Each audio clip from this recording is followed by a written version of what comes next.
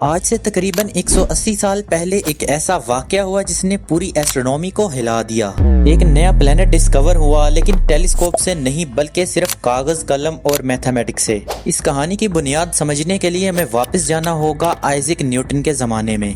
Newton ने जब गिरते हुए सेब को देखा तो उन्होंने यूनिवर्सल लॉ ऑफ ग्रेविटेशन दिया, एक ऐसा कानून जो कहता है कि यूनिवर्स की हर चीज एक दूसरी चीज को अपनी तरफ खींचती है। जिसका मैस ज्यादा हो उसकी ग्रेविटी भी ज्यादा होती है। इसी वजह से प्लैनेट्स सूरज के गिर्द ऑर्बिट करते हैं और मून अर्थ के गिर्द घूमता है। ऑर्बिट असल में दो फोर्सेस का बैलेंस है, ग्रेविटी जो ऑब्जेक्ट को अंदर की तरफ खींचती है और मोशन की वजह से पैदा होने वाली आउटवर्ड फोर्स जो उसे सीधा गिरने से बचाती है। अगर मून अचानक रुक जाए तो कुछ ही अरसे में अर्थ से टकरा सकता है, इसलिए मूवमेंट ही उसे स्टेबल रखती है। 1840 के करीब साइंसदानों ने यूरेनस के ऑर्बिट में अजीब सी डिस्टरबेंस नोटिस की। न्यूटन का लॉ तो परफेक्ट काम करता था, लेकिन यूरेनस अपनी एक्सपेक्टेड पोजीशन से हल्का सा हट जाता था।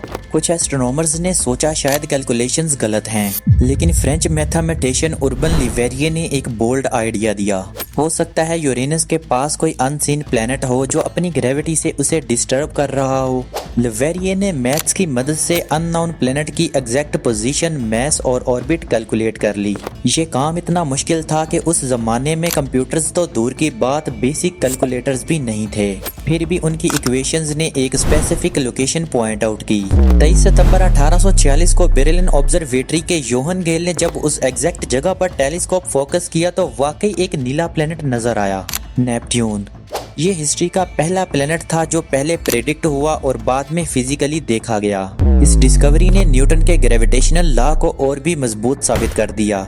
इंटरेस्टिंग बात यह है कि गैलीलियो ने 1612 में नेपट्यून को देखा था, लेकिन उसे स्लो मूविंग स्टार समझ लिया। उस वक्त उनके पास इतनी एक्यूरेट कैलकुलेशंस नहीं थी कि वो उसे प्लैनेट आइडेंटिफाई कर सकते। नेपट्यून का साइज अर्थ से करीबन 4 गुना बड़ा है। सूरज से इसका डिस्टेंस तकरीबन 30 एस्ट्रोनॉमिकल यूनिट है, यानी जितना अर्थ और सूरज का फासला है उससे 30 गुना ज्यादा दूर। इतना दूर होने की वजह से वहाँ टेम्परेचर एक्सट्रीम कोल्ड होता है, करीबन -200 डिग्री सेल्सियस के करीब एवरेज एस्टिमेट किया जाता है।